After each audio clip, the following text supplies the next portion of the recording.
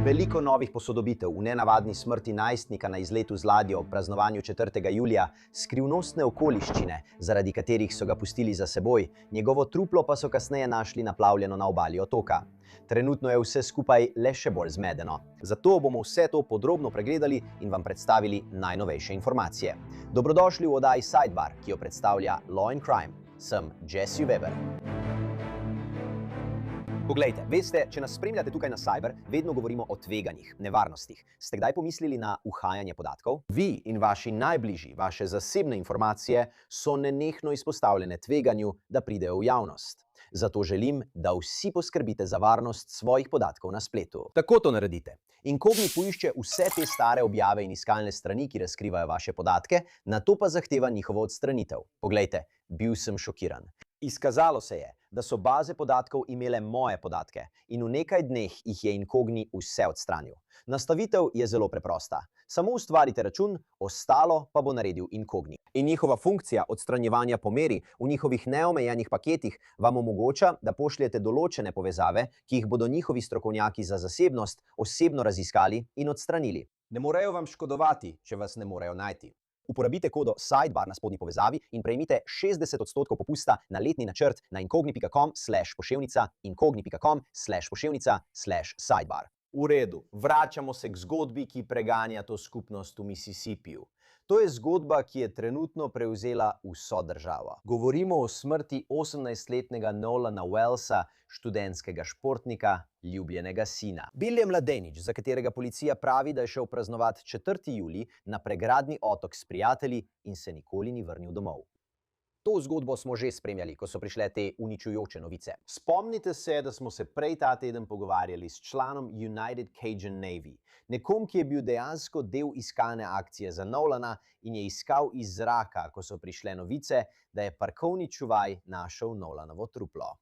In od takrat je bilo nekaj velikih novosti, o katerih moramo govoriti. Pravzaprav je primer pritegnil toliko pozornosti, da so se oglasila celo nekatera znana imena, ki ta primer označujejo za tragedijo, a molijo za pravico, molijo za transparentnost. In tudi to je zanimivo.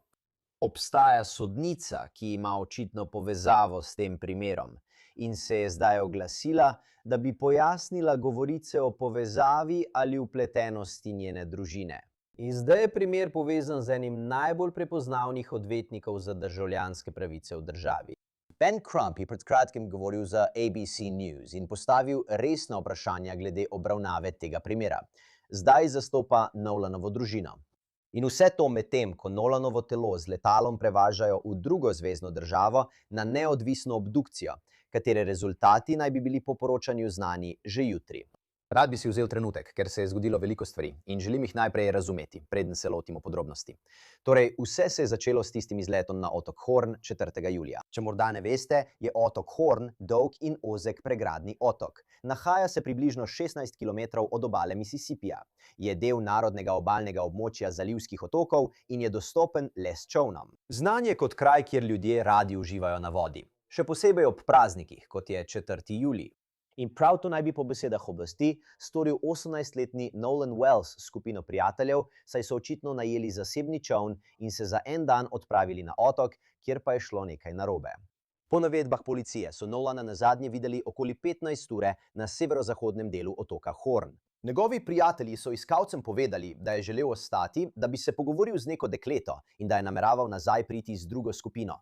Na koncu so odšli brez njega. Ko se Nolan ni vrnil domov, ga je njegova mati prijavila kot pogrešanega, kar je sprožilo obsežno iskalno akcijo, v kateri je sodelovalo več agencij, vključno s šerifovim uradom okrožja Jackson in organizacijo United Cajun Navy. V naši prejšnji epizodi smo govorili s podpredsednikom organizacije United Cajun Navy, Brianom Trasherjem, ker je sodeloval v iskanju.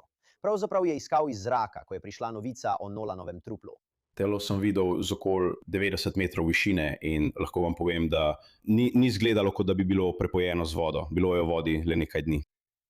Kljub temu je šerifov urad izdal izjavo, da nimajo razloga verjeti, da to ni bil Nolan. Ja, torej, čuvaj parka je 7. julija odkril to telo v vodi na severozahodnem delu otoka. Družina je potrdila, da je to bil Nolan. Ampak tukaj se stvari zapletejo, ker je od takrat primer dobil nekaj preobratov. Vprašanja so se samo še poglobila. In rad bi govoril o tem, kaj se dogaja prav zdaj. In zdaj želim povabiti nekoga, ki nam bo pomagal razjasniti vse, kar se dogaja. Z mano je zdaj odvetnik za državljanske pravice, prijatelj oddaje, Joe Richardson. Joe, hvala, da si se nam pridružil. Še posebej, ker vem, da si na konferenci, zato si zelo radodaren s svojim časom. Torej, Joe, hvala. Vedno je dobro biti tukaj s tabo, Jeff. Vedno. Hvala, tudi jaz se počutim enako. Torej, začeti želim z najpomembnejšo novostjo v tem primeru, kaj ne? Verjetno najpomembnejšo. Družina je najela Bena Crumpa, ki jih zdaj zastopa. V zadnjih nekaj letih je sodeloval v nekaterih najbolj odmevnih primerih v državi, če pomislite, kaj ne. Zastopal je družina Georgea Floyda, Trayvona Martina, Breonna Taylor. In ta teden je izdal izjavo, ki je pritegnila veliko pozornosti. Rad bi prebral njen del. Citiram. Najeli so nas družina Nolana Wellsa, ljubljenega sina, soigralca in prijatelja, ki je šel praznovati 4. julij in se nikoli ni vrnil domov. Igralec na položaju lovilca, poda na Southwest Mississippi Community College, se je pripravljal na vrnitev v prihajajoči nogometni sezoni in bi naslednji mesec dopolnil 19 let. Njegova družina si zasluži odgovore, zaslužijo si resnico. Ne bomo počivali, dokler ne bodo vse podrobnosti o tem, kaj se je zgodilo Nolana na otoku Horn, prišle na dan. In pozivamo preiskovalce, naj ta primer obravnavajo z nujnostjo in preglednostjo, ki si jo ta družina zasluži. Crump je prav tako govoril za ABC News in razkril, da bodo Nolanovo telo prepeljali v Washington, D.C., kjer bodo opravili neodvisno obdukcijo. Družina ima namreč pomisleke glede preiskave, ki poteka v zvezni državi Mississippi. Joe, preden sploh omenim neodvisno obdukcijo, zakaj najeti odvetnika? Zaradi vseh stvari, ki jih ne veš.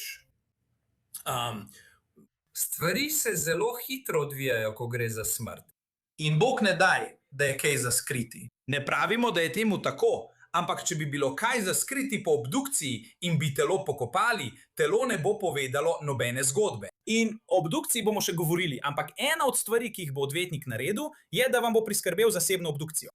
V primeru Bena Crumpa vam bo prav tako zagotovil pozornost, ki bo sprožila vprašanja in pritiskala na tiste, ki imajo moč, torej na ljudi, ki naj bi temeljito preiskali primer in podobno. Ker obstajajo neodgovorjena vprašanja, morate narediti vse, kar lahko, da pridete do točke, ker boste imeli odgovor na vsako vprašanje, na katerega je mogoče odgovoriti. Niste še tam, toda ali je odgovorjeno na vsako vprašanje, na katerega je mogoče odgovoriti? Če je odgovor ne in lahko najdete odvetnika, ki lahko pritegne pozornost, preiskuje neposredne sledi, pokaže na določene stvari ter se ukvarja z mediji, potem je to tisto, kar naredite. Ali vam to sporoča, da družina ali prijatelji menijo, da s to preiskavo nekaj ni v redu? Ali gre zgolj za to, da pokrijejo vse možnosti? Vedo, da zadeva dobiva veliko pozornosti. Tako kot ste rekli, je Ben Crump priznana osebnost v pravni stroki. Vprašate se, ali ima on svoje povezave s policijo, lastne vire, ali lahko pritiska na organe pregona ali tožilstvo, ali koga, in ne pravim, da je bilo storjeno kaznivo dejanje. Ampak ali vam to nakazuje, da nekaj ni v redu, ali pa družina verjame, da nekaj ni v redu? Ja, mislim, da je to zelo verjetno. Mislim, Ben Crump, veste, on je znan po vsej državi. Veste, videl sem ga v San Bernardinu, čist blizu mene. Ampak kjer so ga ljudje spoznali na nacionalni ravni, je na Floridi, veste, odkot prihaja. Ampak ima povezave z jugom, seveda, globoke povezave z jugom, hodil je v šolo na jugu, vodil je primere v Mississippiju in tako naprej. Tako bi bilo smiselno, da bi Ben Crump ali nekdo kot je on lahko takoj pritisnil na prave gumbe in začel postavljati prava vprašanja ter uporabiti prave vire, opraviti prave klice, da bi razumel, kaj je narobe z neko preiskavo. Torej, ne gre le za to, da skušamo priti do tega, kar verjamemo, da je resnica, ali karkoli lahko izvemo o tem, ampak tudi za to, ali se kaj izvaja drugače, kot bi se običajno. Tako prenese s seboj vse te stvari. Ali lahko odvetnik pravno vloži nekaj na sodišče? Ali vloži nekaj, da pritisne na organe pregona? Ali da usmeri organe pregona, naj družini posredujejo informacije? Mislim, da morate pogledati, ali in v kolikšni meri pristojni organi tukaj, mislim, da je to trenutno zvezna država Mississippi, ne počnejo tega, kar bi običajno počeli. Če nekaj ni na voljo tako hitro, kot bi običajno bilo, je ključno to, da imajo organi težave, če ne sledijo svojim lastnim pravilom, kaj ne? Torej, res pomembno je zagotoviti, da sledijo svojim lastnim pravilom. In če zahtevate nekaj, glede česar morda obstaja siva cona, naj objavijo posnetek. Objava, veste, velikokrat govorimo o telesnih kamerah, ko gre za policijo in podobne stvari. Smo že dovolj daleč, da pogosto obstajajo posebna pravila povezana s tem. Če pa obstaja siva cona, kjer ni posebne prepovedi za objavo nečesa, za objavo določenih informacij, za storitev X, Y ali Z, pa policija ali preiskovalci tega ne storijo. Potem morda prav pri tem pomaga medijska pozornost. Še posebej, če veste, je zdaj situacija obrnjena. Pogosto, ko ljudi ustavijo ali ko imajo opravka s policijo, rečejo: če nimate ničesar za skriti, mi dovolite, da preiščem avto. Tako zdaj ljudje pravijo oblastem: če nimate ničesar za skriti, bodite čim bolj transparentni v okviru zakona in nam povejte vse, kar lahko izvemo o tem, kaj se je zgodilo. Ali je to tudi, in ne pravim, da je to motivacija za družino, ampak ali obstaja tudi možnost, da najamete tako odvetniško pisarno, da bi začeli preverjati, ali obstaja okvir za morebitno tožbo? Absolutno, ni dvoma o tem, ker to, kar bosta Ben Crump in vsi njemu podobni naredili in kar vsi poskušamo narediti, je ugotoviti, kje so luknje. Tukaj so luknje, tukaj so stvari, ki jih ne vemo, pa bi jih morali. Morda obstajajo stvari, ki jih nikoli ne bomo izvedeli, ker nismo bili tam. Ampak katere so tiste stvari, ki niso v redu, pa jih lahko ugotovimo, in katere so tiste, za katere vemo, da jih ne moremo ugotoviti. In vprašanje postane, ukolikor lahko, zakaj oblasti, preiskave in tako naprej, in tako naprej, in tako naprej, vsega tega ne zapolnijo. Da ne prehitevamo, odvisno od tega, o čem boste spraševali, ampak obstaja tudi dejstvo, da je mama enega od teh otrok sodnica. Ja, o tem želim govoriti. V redu. Ja, in tudi ona se je že vključila. Torej je veliko vplivnih ljudi, ki se s tem ukvarjajo. Zato je zelo pomembno, da se temu nameni čim več pozornosti, vendar želite razumeti, ali in v kolikšni meri so bile morda kršene pravne pravice, ali pa gre za nekaj, kar bi lahko bilo predmet pravnega postopka. Rad bi vprašal o tej neodvisni obdukciji. Zakaj opraviti neodvisno obdukcijo? Zakaj jo naročiti? Zakaj jo opraviti zunaj Mississippija? To je pomembna poteza. Državni mrliški oglednik naj bi že opravil obdukcijo 7. julija. Zdaj uradniki pravijo, da bi lahko rezultati trajali nekaj tednov, ker izvajajo toksikološke in druge teste. Ampak Crump je nakazal, da se rezultati neodvisne obdukcije pričakujejo že jutri. In v pogovoru za ABC News je Crump povedal, da poskušajo biti zelo transparentni, ker ima družina nekaj pomislekov glede preiskave, ki jo vodi država Mississippi. Imamo preiskovalce, ki govorijo s pričami, ki niso povezane z državo in niso zavezane. In to je pomembno. Kaj se tukaj dogaja, Joe? Mislim, da gledajo na obe strani, preden prečkajo cesto. Eden največjih dokazov je truplo. Nočem zveneti morbidno ali karkoli, ampak obstaja možnost, da če se trdi, da gre za utopitev in so poškodbe, ki niso skladne z utopitvijo, potem vemo, da to odpira več vprašanj in povzroča več težav. Obstaja tudi argument, da bi bila zvezna država Mississippi, odvisno od tega, kaj se je morda zgodilo, odvisno od tega, kaj sumijo, da se je morda zgodilo, pa tega ne morejo dokazati ne v eno, ne v drugo smer, lahko motivirana, da zadevo zaključi. Imel sem opravka s primeri, kjer sem poskušal priti do informacij in sem imel opravka z mrliškimi ogledniki ali preiskovalci, gasilskimi preiskovalci in podobno, karkoli že. Ko se nekaj ujema z njihovo zgodbo in to odložijo, to tudi naredijo. Radi bi rekli, da bomo obrnili vsak kamen in tako naprej in tako naprej. Ampak to ni vedno tako. Kaj je torej najboljši način, da ste prepričani, da ste odkrili vse informacije, ki jih lahko? Mislim, da je tako, zato ker to storite in zato morate opraviti neodvisno obdukcijo, da veste, obstaja scenarij, v katerem, in govorimo o globokem jugu, govorimo o zelo napetem političnem času. Govorimo o enem temnopoltem otroku z več belimi otroki. Obstaja scenarij, v katerem bi lahko bilo nekaj za skriti in nekdo bi se lahko odločil za eno stran v tem pogledu. Ampak samo telo bi lahko teoretično vsaj omililo nekatere skrbi glede tega, kako je nekdo umrl, veste, in tako naprej. In lahko bi rekli, da zagotovo dobite informacije hitreje. To vprašanje bi lahko bilo skladno s čim? Ampak to je bistvo, kaj ne? Kako lahko dobite informacije hitreje, če je državni pregled takšen, da ne moremo dokončno zaključiti, kaj se je zgodilo, dokler ne opravimo dodatnih testiranj? Zato bo trajalo nekaj tednov. Ali ne bi lahko kdo rekel, če imate neodvisno obdukcijo in bodo rezultati že jutri, da ni tako temeljita, ali pa gledam na to napačno? Ne, mislim, da gledaš na to napačno. Mislim, da je to lahko argument, ampak mislim tudi, da dobiš to, za kar plačaš. Ta neodvisna obdukcija ni poceni. Zato si je večina ljudi ne privošči. Veliko ljudi noče verjeti temu, kar je mrliški oglednik rekel o tej ali oni stvari.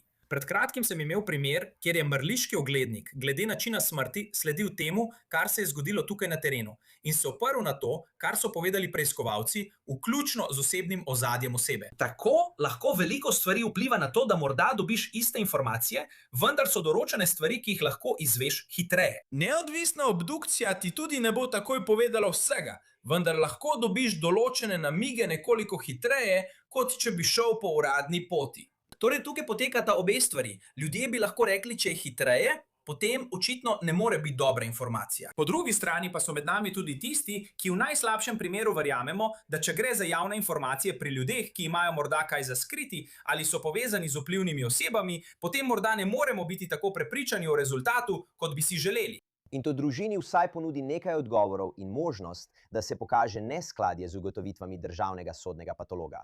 Rad bi govoril o nečem drugem. Omenili ste to, sodnik.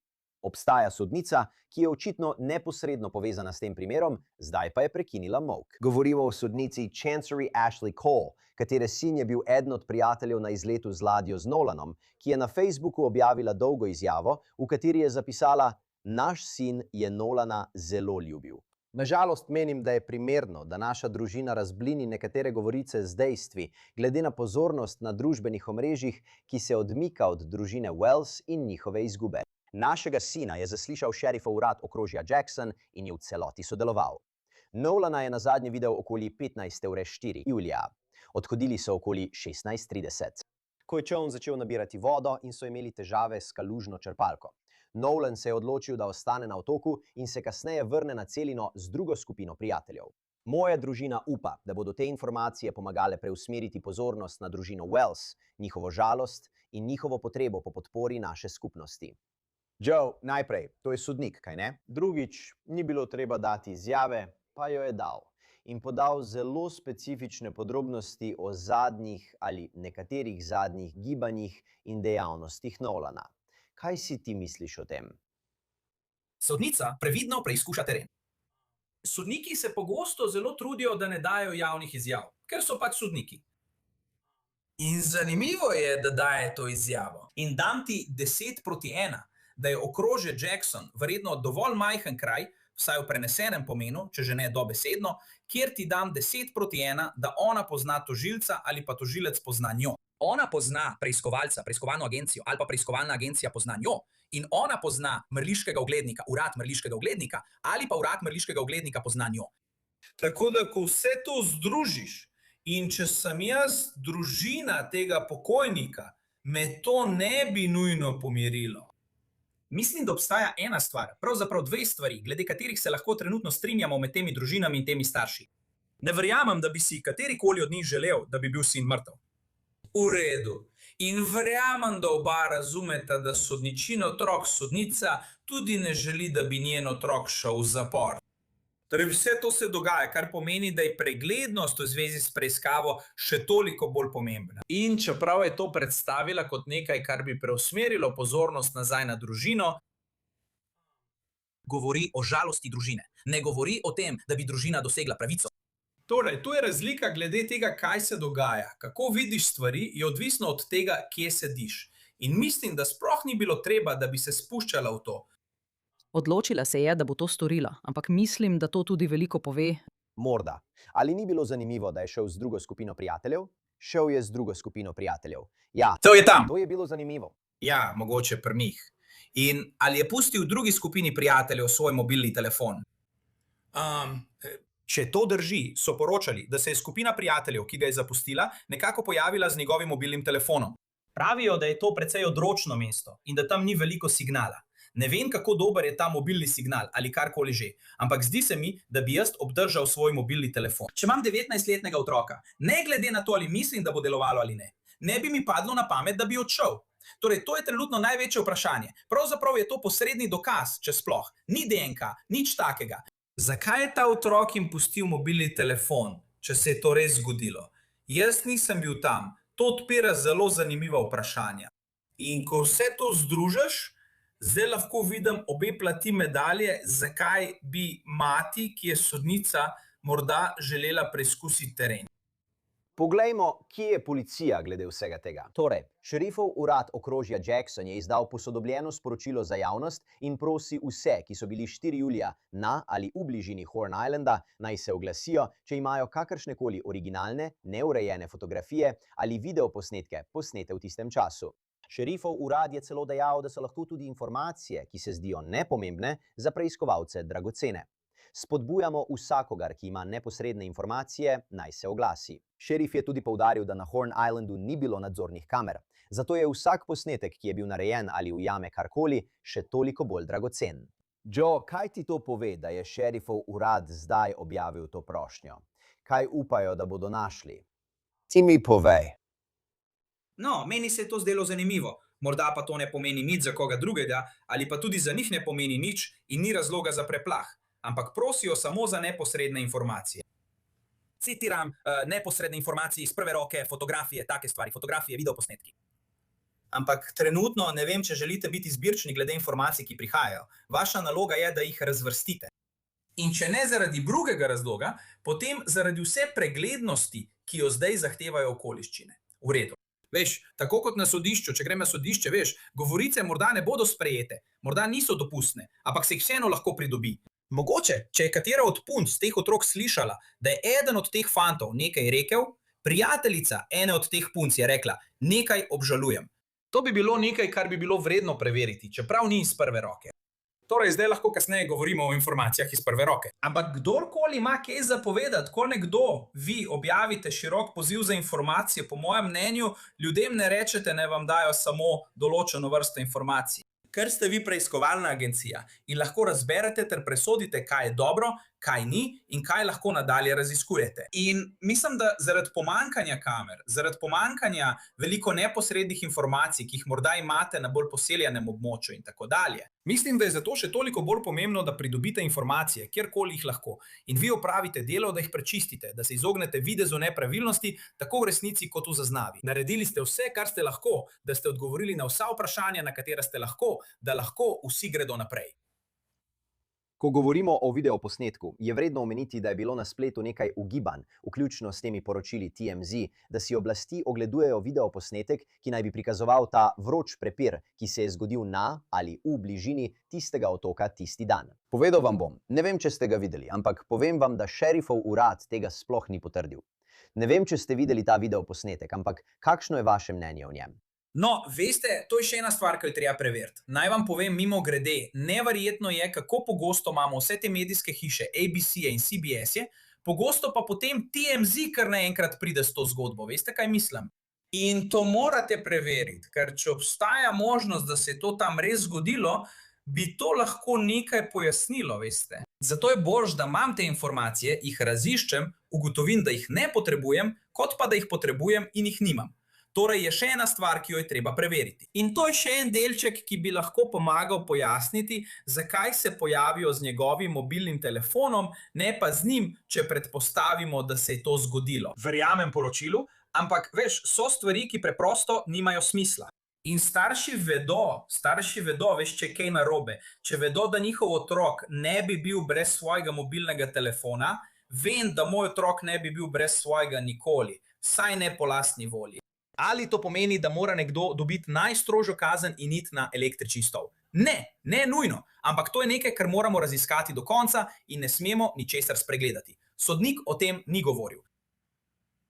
Ne. In glej, to se vrača na širše vprašanje o tolikšni pozornosti in pritisku, ki se izvaja. Prav tako moramo meniti, da prihaja pritisk tudi od zunaj, izven organov pregona. Imate predstavnika Benija Thompsona, demokrata iz Mississippija, ki je pozval preiskovalce, naj izvedejo pregledno in pravočasno preiskavo. NAACP je na Instagramu objavil, da so z mislimi pri družini in prijateljih. In pravzaprav želim zdaj preiti na nekaj v zvezi z družino, ker, poglejte, doživljajo nekaj, česar nihče ne bi smel izkusiti. Mislim, eno je, da greš skozi kaj takega, drugo pa je, da je zdaj na tem vsa ta pozornost. In Nolanova mama je ves čas objavljala na družbenih omrežjih in delila srce parajočo novico, ko so našli njegovo telo.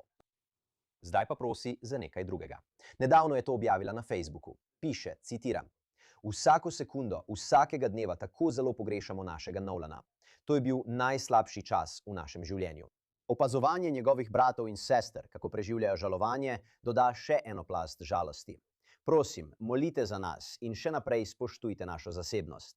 Tu je še ena razsežnost. Ker če govorimo o videoposnetkih ali če govorimo o, videoposnetkih, ki so tam zunaj, očitno obstajajo ti z umetno inteligenco ustvarjeni videoposnetki ali videoposnetki, ki krožijo po spletu, na katerih naj bi bila Nolanova mama, ki pravi, da za Nolana ne bo imela pogreba.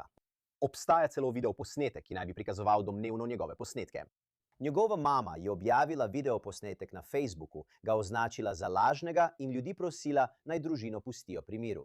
To je povsem drugačen problem za žrtve in njihove družine ali za tiste, ki bodo izgubili ljubljene leta 2026, kaj ne?